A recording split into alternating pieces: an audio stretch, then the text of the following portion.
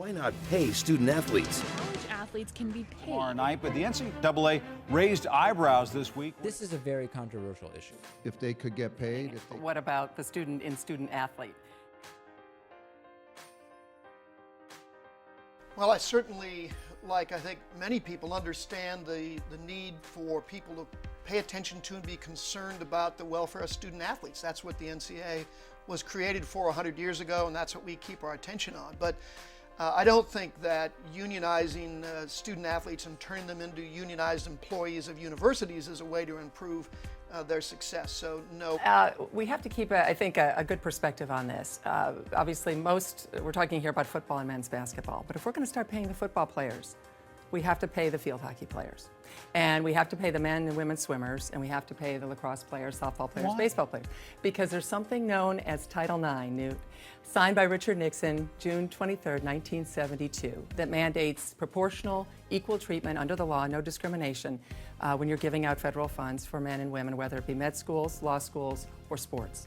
And there is no doubt in my mind that the moment, if we started to just pay football players and men's basketball players, you would have 12 lawsuits the first day, and you'd have 12 the next day, and every school would be sued because of this wonderful law, which I think the nation has embraced, the most important law, I think, in our country the last 41 years, Title IX. What are we doing here when we're talking about changing the system so much that you're going to be handing paychecks to students? And, we could be in a situation also where we wind up by making these kind of changes, wiping out sports for the millions of regular students who just want to play for the joy of playing. What's going to happen to them if we start going this new way? Well, you're making all this money, give the kids the money, they shouldn't be exploited. That sounds great. But now you got a kid who's more concerned about their contract than their final exams. Couldn't that? Well, however much money is getting made, the most valuable thing when you're a young person is an education. And if you start throwing contract dollars at these kids and you take their eyes off that ball, you're doing them a real disservice. But at the same time, look how much money everybody around them is making. Well, I think there's a point to be made about that, but I think you have young people. They need to be focused on their future, not on how much money we're sticking in their pockets right now. And some people like to play the game for the love of the game. Let's not diminish that either. So, anyway. Yeah, and our tuition would probably have to go up to help pay for the college athletes.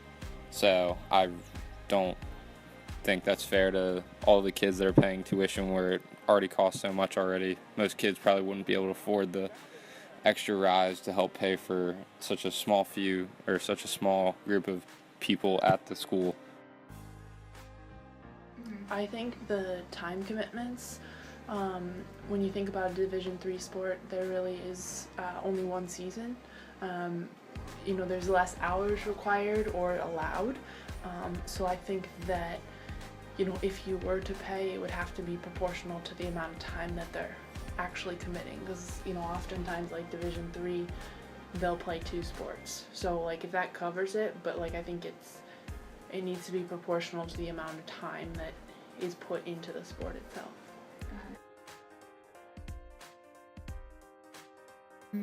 Well, coming from a sports psychologist perspective, I also worry about paying athletes and how that would impact their motivation to keep on learning in the classroom and not just learning on the field so they can get more money.